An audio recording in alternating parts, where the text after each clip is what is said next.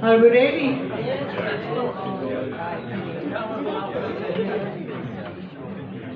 No, I've not got undivided attention. I'm not starting till folks stop speaking. Right, take your time, hurry up.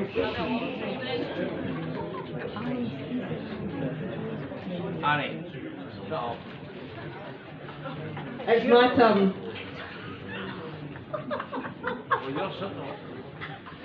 I'm not at the mic yet, I was just whispering. But we can all hear you, Annie.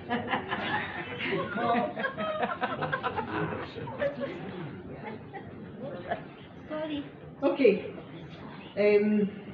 I'm not going to read all of written because that's not going to work. But anyway, just going to give you a wee bit of background and a wee bit of the body of what we're doing, and then, well, you'll see what I'm going to do after that. So, the Freeports, I don't know, probably most of you know some about Freeports. I'm sitting, by the way, because I can't stand for half an hour. Anyway, you're going to got the timer on me? Alright, I better go. 2022, I got sight of Kate Forbes' email to Michael Gove talking about Freeports and the collaboration that the Scottish Government and the English Government were having, the Tories were having, to bring Freeports to Scotland. Well, that in itself brought heckles, because why would we be collaborating with the Tories when we don't like Tories? So that was a red flag. So we did more reading.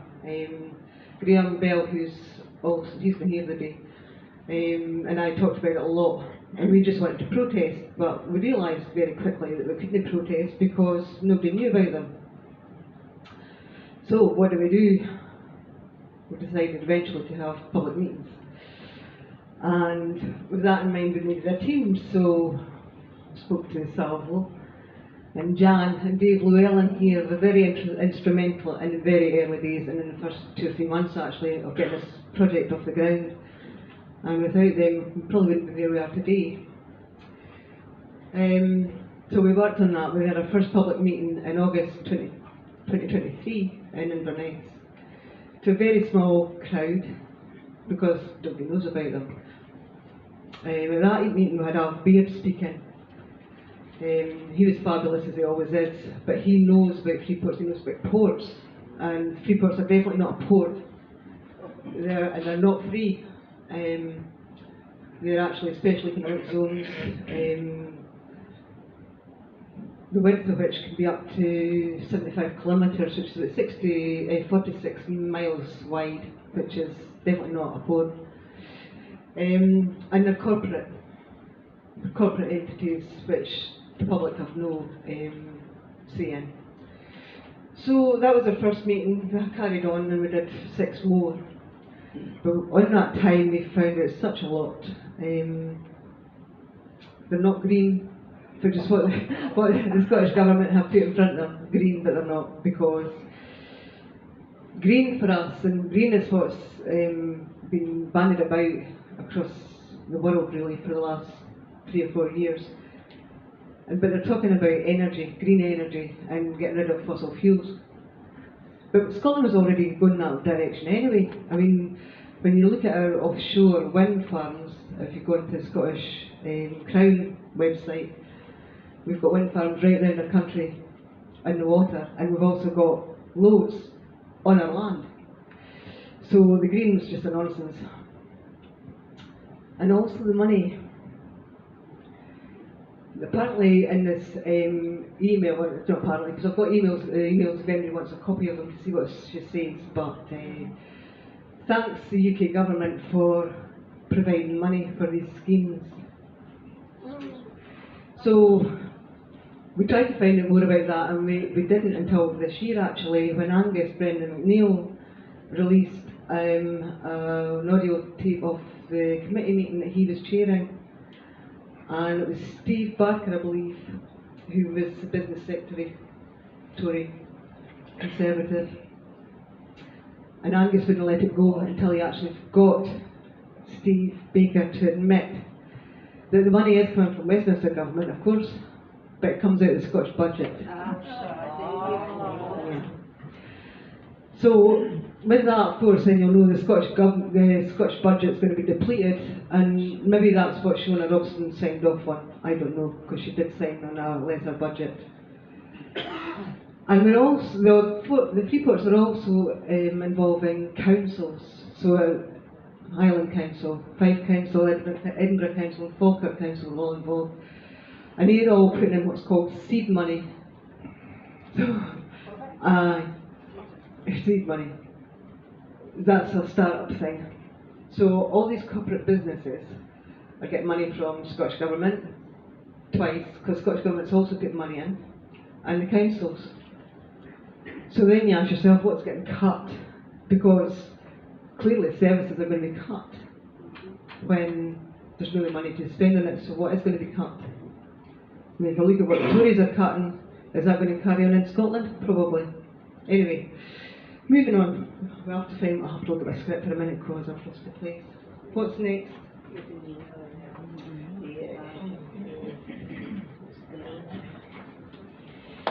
Okay. So, the Freeports, especially in economics, they're all the same thing really. What are they? Well, the deregulated as was announced by Michael Gove. And that is self-explanatory, they're not regulated by anybody. They're self-regulating for taxes too.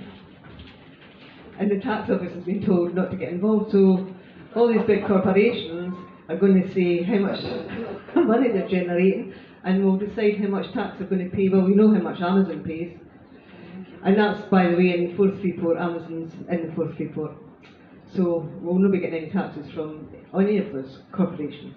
So where does all the money go? Offshore, no doubt. What else are they?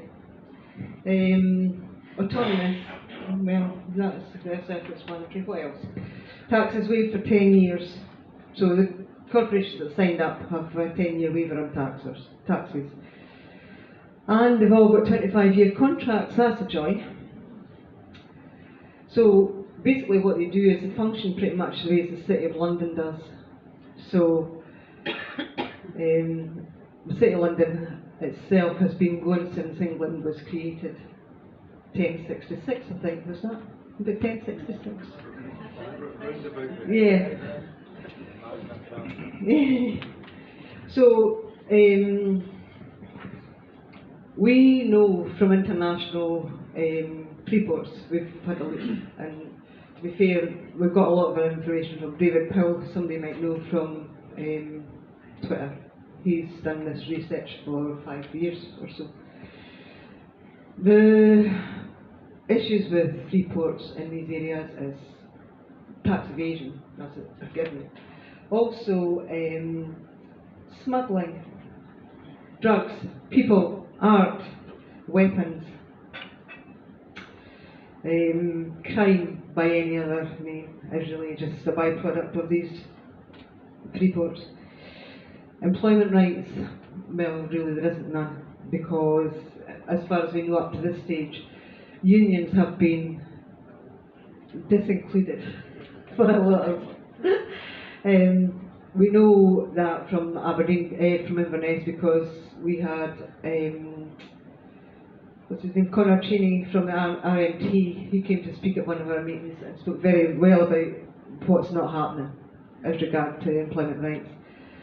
And I've also spoken to the Unite Union a few weeks ago, and they are trying to get involved, but are being barred from the 4th Freeport as well, effectively barred. But they're going to be taking this up, so I think there's going to be a campaign on that just shortly. Environmental protections. Now, some of you probably know about Teesside, that's been big news. One of the things they did at the harbour there was they dredged it to make it deeper. And they took all the sludge and the contaminated waste and dumped it 10 miles out to sea, and it killed all the marine life. So there's an ongoing action about that, but how much they will be prosecuted, well, we know from the inquiry Michael Gove made a very narrow scope for that, so there wasn't environmental investigation that there should have been. What else? So we'll move on to Freeports slightly, because then there's special economic zones out with Freeports. So there was 2 that we found that were supposed to be up and running already, which is Aberdeen and Aberdeenshire. Aberdeen was up to be a Freeport but missed out on that, but what it is effectively a Freeport because they run the same way, special economic zones. And the other one is Glasgow and, well really Glasgow City is what it's called, but it's 8 counties within that area, so Glasgow and the 7 counties round about it are all included in this special economic zone. Or as Scottish Government would have them, give them pretty names, it's a city deal, and then there's regional growth deals. City deals include Inverness, Aberdeen, Teesside, which is Dundee, Perth and the rest of Fife, a bit of Fife that's not included in the Freeport. There's Edinburgh City deal, which takes in the south of Scotland too. Glasgow, there's, where else is there? Have I got them written down? Maybe? Somewhere. No. Inverclyde? Inverclyde, that, I think that comes in a regional deal. Is that right? So, the regional deal. Well, it is laughable if it wasn't so bloody serious. You've got Argyll, you've got the islands, you've got the border. Maybe I'll tell you about the border.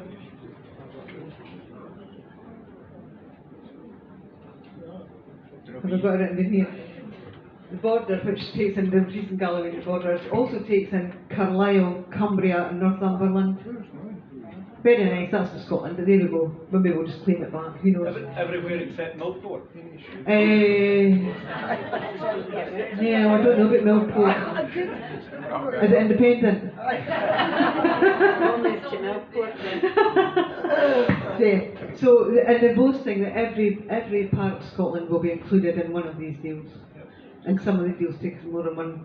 Some of these deals are included, like Freeport takes in Edinburgh, but also the city deal takes in Edinburgh, so it's a double whammy for Edinburgh, sorry.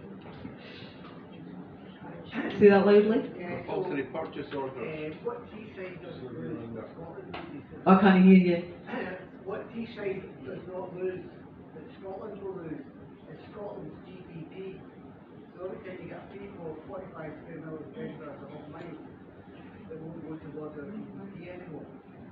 So, Well, We'll maybe take questions at the end of what you've got to say. yeah. Tom, could we leave these comments or questions to the end as he's talked, please? I will just mention a wee bit of that. GDP is what the UK government tells us it is. Aye, exactly. So, where are we? Oh yeah, this is a biggie. The UK government could not have imposed these Freeports in Scotland without the Scottish Government consent. And we know that because we had a look at some of the minutes from the Scottish Government meetings on this. And Ivan McKee was involved, and he raised very pertinent queries about the employment rights. That was one of his. He no longer works within that Freeport group, funnily enough. Anyway, the concession was to make them green. And also, what else did we talk about? Kate Forbes. A real living wage. I don't know what that really means, but we know employment law is reserved to Westminster. A real living wage in Scotland is voluntary and it cannot be enforced. And another aspiration is a fair work agenda. Well, it can't be enforced. And we also want a just transition to net zero, but what is a just transition? Well, we know from what the Greens have been trying to do that we're going to get our fossil fuels cut out and cut off, but we can't heat our houses. So a just transition, didn't think so. What were these things? No, these heaters that they want to fit in everybody's houses. Heat pumps, there you go, that's a green thing, but that's not going to happen either. Yeah, so,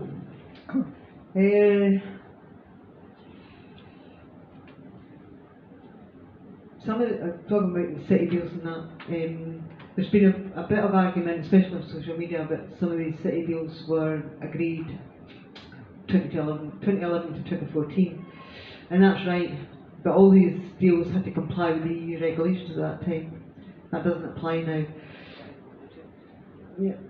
The current paper was released earlier this year on all these city deals, and all of them are current deals. That's how they describe them, current deals, so they're not what they were in 2014. What else have we got here? Okay, so just speak to somebody else actually. We all know investment has been sadly lacking in Scotland for 3 centuries, to be honest. However, we have had innovation. I mean, that's never stopped in Scotland. We've got some brilliant people in this country.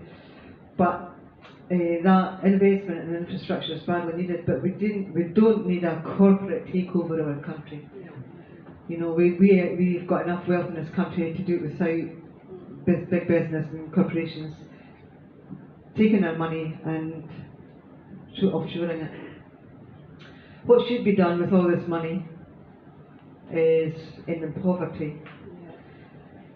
Actually build an affordable house that everybody can afford. Not the 250,000 upwards houses that they're currently building across the country.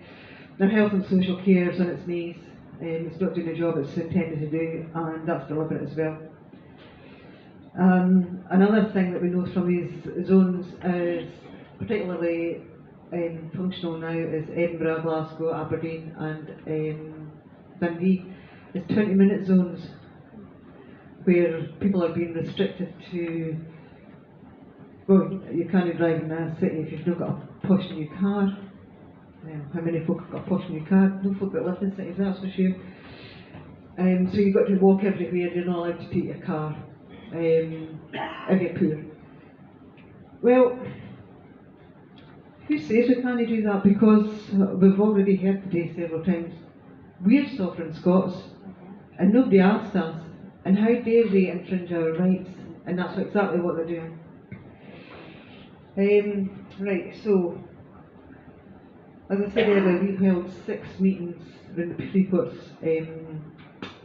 zones very successfully, but we decided that we'd have to look further afield because of all the information we've got. So last month we worked with Aberdeen Salvo Hub to help them put on a meeting up there with regard to what's happening in Aberdeen.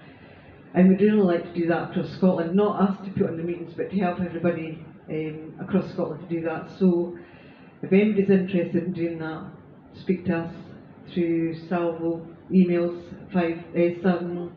Colette will give you the Freeport Salvo email later.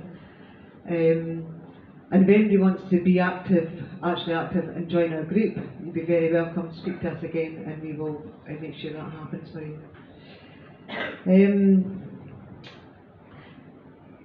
Finally, in February, the 4th Freeport members got an email to tell them, really, I'm not going to go into detail because it's 2 pages, but to cease and desist because it's not their land, their resources to sell.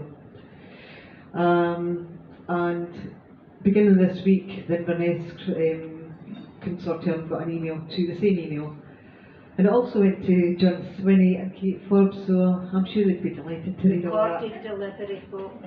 If anybody wants to read it, I've got a copy, so I've got it with me, so you can, if anybody wants to read it, that'll be fine, come and see me. So basically these letters, it's also to say that we have warned you, this is not yours, so when we take back our independence, we take back our country, we will be in these Freeport zones, SEZs, whatever, and you won't be able to come back and tell us you're going to sue us like they've done with Honduras. They've taken about 50% of their GDP, that's what they're trying to get, because they've been given prior notice. So that's that. That's really just about it, apart from a few apologies. Annie can't be here today, she's one of our team. John, as already been said, is not well. And Graham, he can't come either. But the rest of the team, can you make yourselves known and come up and speak to me and let everybody see who you are? I think you all deserve a huge round. Come on, don't be shy.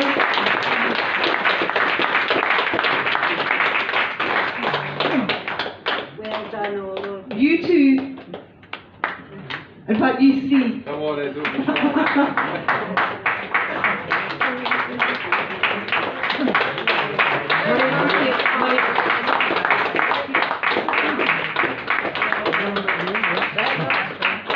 You can see from this, some are in more than one group, thanks to Alec, Chris and, you know, anyway, Lee's not coming up because she's not shy, she needs a seat. And Sarah, of course, is on the group to keep us on check. Thank you very much. Thank you.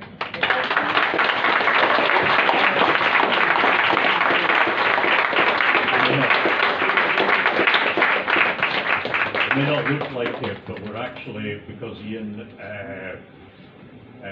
did his presentation earlier, we're actually well ahead of schedule, so if there's any questions for the Freeports team, fire away. And I'm going to hand the mic to the rest of the team because I've said my You've piece. done enough, then. You've done a great job. Well done.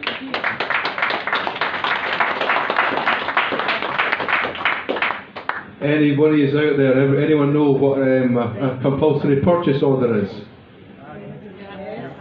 Any corporate body involved in these Freeports is at liberty to take your home if they want to expand on a premises into your land, and they will seize your house by compulsory purchase order. I'm telling you now, over my dead body they'll be doing that.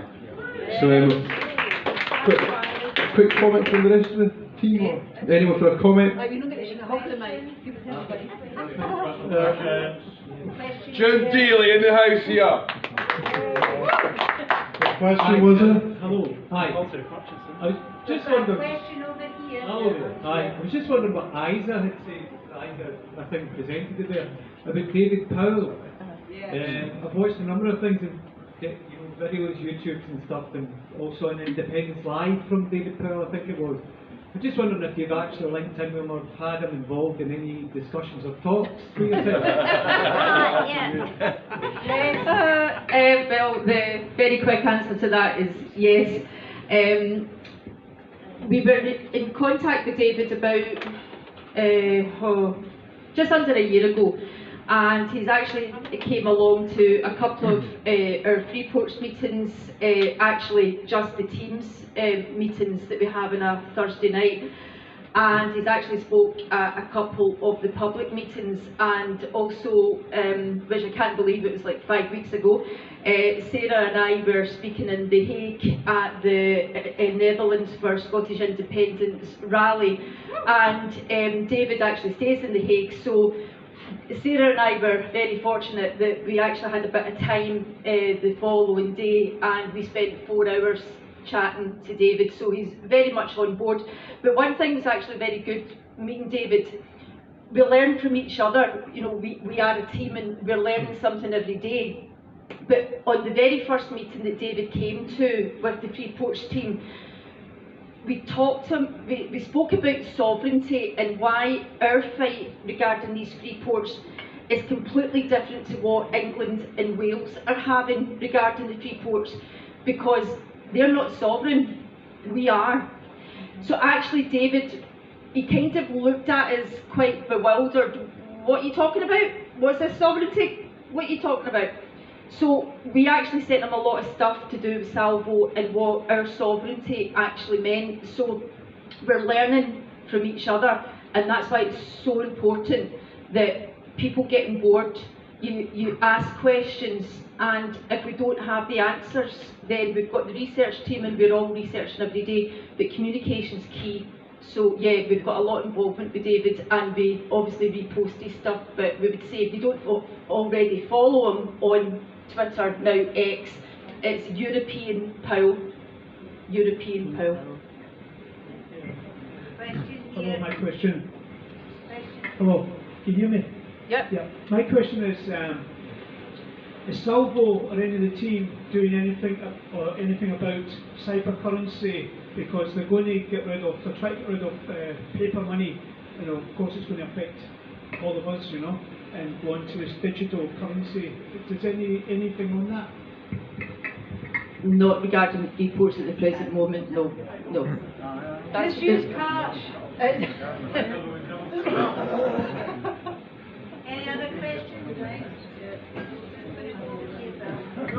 Just while we wait for another question, I'd just like to add that if you'd like to see anything to do with David Powell, if you go on the Salvo Facebook, you will find the Aberdeen meeting. David Powell's up talking, so he's up first on that. And we've also got some really good information from our Colette Walker right here. So get yourself on Facebook and check that out. So who's the next question? Here, there's a question here. Go on then, what's your question? Yeah, so my question, two questions actually. One, it would be good to see a map of because it sounds like there's a lot of territory in Scotland. It sounds like actually the bulk of the places in Scotland that are actually representing economic activity. That was the first thing. The second thing, do you know what the position is with the planning authority? So within these SEZs, does the planning authority still control what goes ahead? No. Hi, I'm Chris, I'm one of the team. I'm kind of on the edges of it a wee bit, but been looking at the whole thing of involvement of councils, and I've also got a list of questions, like starter questions, to put to elected representatives, which I can tell you more about in a bit, if you want. About the planning stuff, what I've seen so far is that, yes, the councils do still control the planning, but there is I wouldn't call it a fast track, it's not how it's been described, but there's certainly facilitated easier ways through the planning system for the free ports. So it will be easier for them to push stuff through in the same way as compulsory purchase, which although a company can't do that by themselves, they can form into, there's a particular name for the body which I forget now. Acquiring authority. Sorry? Acquiring authority, that they can form a sort of alliance with that and get easier access to the compulsory purchase. So both of those areas are ones in which they can get much easier, quicker and presumably cheaper access to get projects through and expand within the Freeport zones.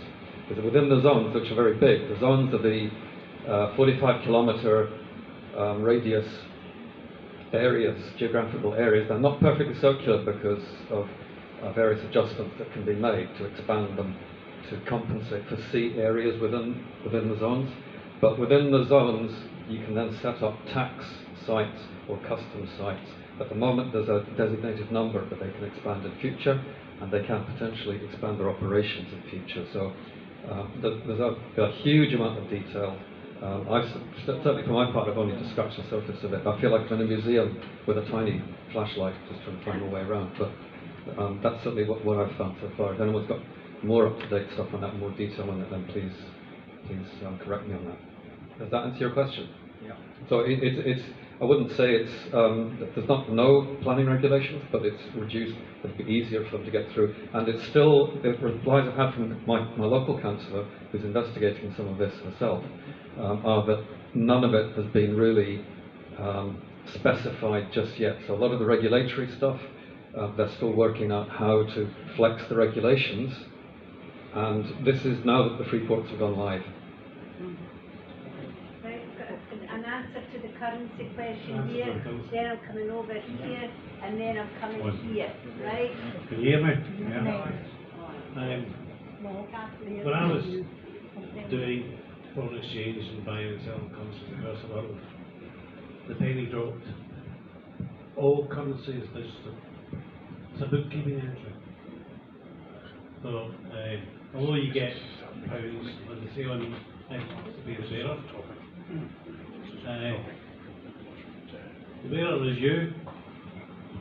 The government promises to pay you, if you put £10, they promise to pay you £10. You give them the £10, they'll give you it back. We've got a fiat currency basically. So basically it's not based in anything. So all the taxpayer money shit. Can I just interrupt you for a sec? I think that the currency question here is off topic. Okay. And that we ought to restrict ourselves to questions about Freeport. And then I promise you I'm coming over here, right? I promise. So it's just a quick. Yeah, just right into the So it's just a quick question regarding the law, and to know which version of the law is operational within the special economic zones and the Freeports. Is it Scots law, or has the UK managed to slip in UK law as being the overarching, if you like, legal authority? Did you hear that? Yeah. George, pass it to Dan. The Freeports have often been called a state within a state. Well, they're not states, so it's a state within a nation, because they're pretty well unregulated and unaccountable to anybody but themselves. So Scots law or any other law doesn't seem to apply to them. Yeah, essentially, it's not even following UK law, never mind Scots law, because the make-up as they go along. This is corporate stuff. The whole premise of Freeports is one of deregularisation, which means that, as I said, that's exactly what I'm saying, they make it up as they go along. There's some very rough contracts saying that what they'll get, but anything that needs to come out of that for the people, there's nothing nailed down. There's nothing that we can nail them down on. So it's the whole thing about Freeports, it's a lawless zone. And this is what, Izzy was talking about, the money laundering that comes in, and the drugs and the weapons and all this stuff that can be put through those ports that we will never know about. And the only evidence that will go through these ports, we'll never know about that either, because the evidence is going to end up in Cayman bank accounts. So yeah, the law, there is no law. Right. One more question. No one. Right. Two things that worry me is the storage of nuclear waste. What's to stop the government storing waste from Sellafield or storing waste from America or any other European countries, especially France, who've got a big problem, to store waste in Scotland? It's not working. Oh, it's not. Okay. The other thing that worries me also is the ongoing shipment of weapons to places like Syria and the Middle East. What happens just now, the ongoing shipment of weapons goes to the Prestwick airport, then straight on to wherever. So the British government are using Scotland as their, I don't want to use this word, bum boy for weapons of mass destruction in the rest of the Middle East. So the two things that worry me is nuclear waste stored here, and ongoing shipment of weapons. Can I just speak to that? Can I just say, after, what was I going to say now? Yeah, no, I'm not going to talk about that. There is a, I'm not sure you're all aware, but there's an MOD base in every single Freeport. So they can go from one Freeport to another Freeport to another Freeport, and that's how they get there. And by the time it gets to the 6th or 7th or 8th or 10th or whatever, who knows? So yeah, there's no regulation, but I'm going to say that. I just wanted to add a wee bit of potential hope, because the more you hear about this, the more you feel like just going and sticking your head in another. I know. But the thing about when you look at what the Freeports are doing, the thing that is being challenged, and is being increasingly challenged across the world now, is that the sovereignty of the state or the nation in which they're placed is clearly removed, because it doesn't apply within the special economic zones or the Freeports. Now, the point about the sovereignty of the state in Scotland is that we never entered a territorial union. We could now show actually we didn't enter any kind of union, but even within the terms of the Treaty of Union, there is no territorial union there, and the Scottish Crown remains sovereign. So this transfer of sovereignty, which is actually being done, believe it or not, when you go all the way back to the authorising agency, it's the English Crown. So the transfer of sovereignty, which is what our politicians are not addressing or will not talk about, the transfer of sovereignty by the English Crown is unlawful. And if as we push this campaign forward internationally, and we look for recognition that we have been colonised, one of the things that is clearly unlawful is the transfer by a foreign power of the sovereign territorial assets, the sovereign territory of Scotland, under a foreign crown. So we will be pushing that, and we have already sent notices out to everyone we could think of involved in these Freeports to tell them this is not lawful from the beginning. So, there is the hope that Scotland, as we get towards independence, will be able to turn around and say, there's a Latin term, you cannot sell what you do not own, nor can you lease out what you do not own. So, we'll be going for that.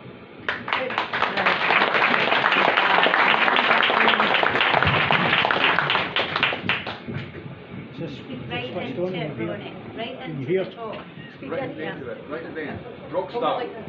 Aye, if it's a fact that these corporate bodies can take out a compulsory purchase order on a homeowner or a business, maybe it's about time that we get organised where we have a list of people that's prepared to do something about it.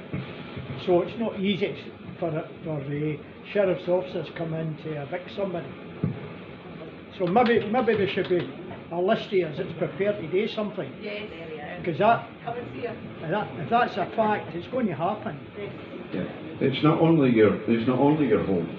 It's your business or your land or anything that they can take. They can join an acquiring authority. And an acquiring authority could be your local council. It could be Network Rail or any other public body. And they can compulsory purchase through that. Normally a private corporation or a private business couldn't compulsory purchase in Scotland, but they could do it through an acquiring authority. And just one point I want to make is the amount of secrecy that's gone on behind this has been absolutely enormous. Now you would expect if you had a Scottish government that they would protect the people and their assets. And what's happened? They've gone into partnership with Westminster to bring these Freeports in. If they were a Scottish government at all, they would have protected us, but no, they're actually an administration of Westminster.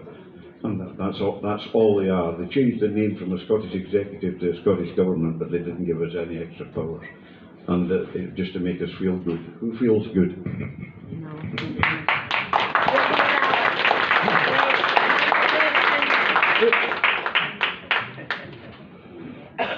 Can I just say, I'm going to ask Glenn to have a wee word, because he's talking about special economic zones and he has the expertise with being in Aberdeen, and then we'll take the last question if that's okay. There's another question in front from Rose, isn't it? Good afternoon everybody, I'm Glenn. I'm based in Aberdeen, in the North East Hub. Aberdeen is going to have this special economic zone. It's going to affect us. I know we've got oil and gas and all the rest of it, but Aberdeen and Aberdeenshire are going to be seriously affected by this. Now, I've just joined the group. I'm a newbie, but I'm learning. And the more I learn, the more horrific it fears me of what the future could hold for us if we don't stand up and have a look at this, get together and make our voices heard. And that's what we're going to be trying to do in Aberdeen, and I hope, obviously, everywhere else as well. The more we learn, the more we can do this. As a team, together, we're stronger. And we have to learn, get our facts right, and be sovereign, regain, and stop this happening.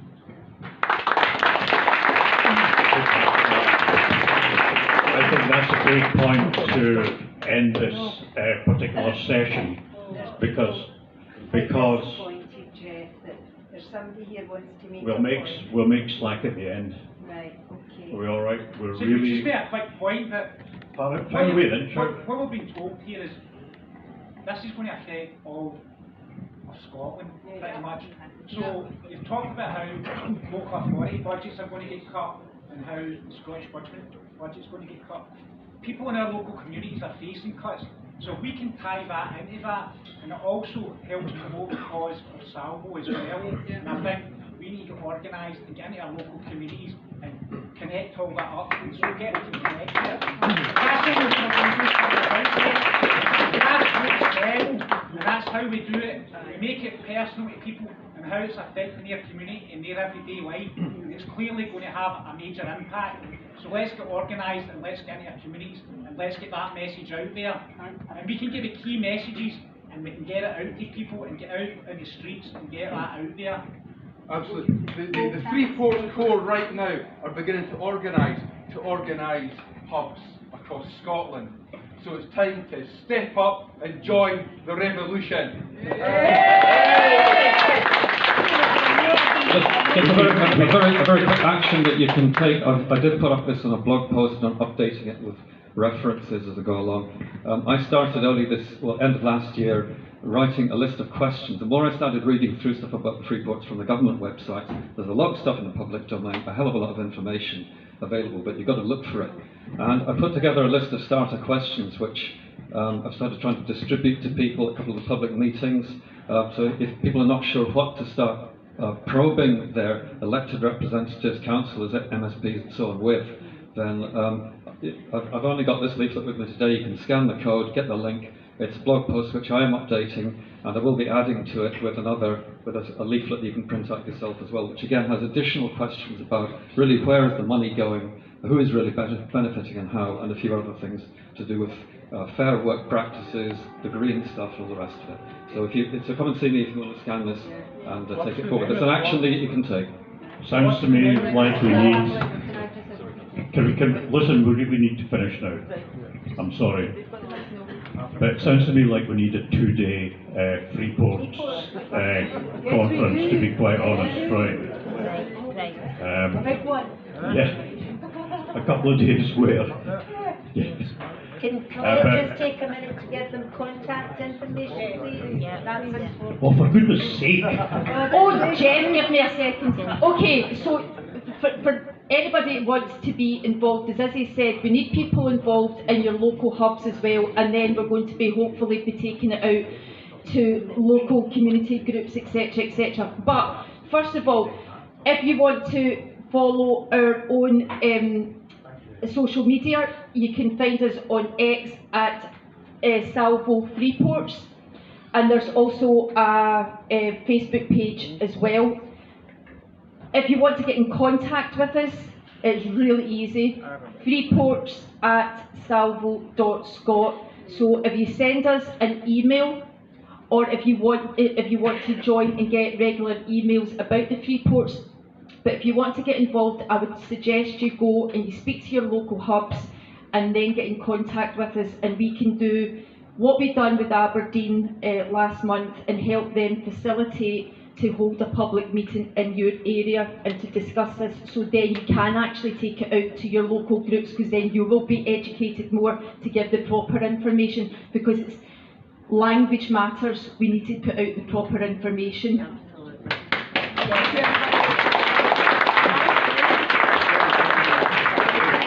That was really good said. Listen, the next item on the agenda is a 10-minute break for fags, but I think we'll just forgo that if that's all right. Okay, so looking for Catherine, please.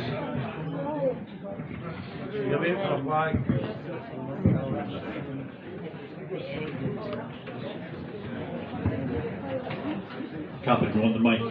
That's the wrong. I think if you do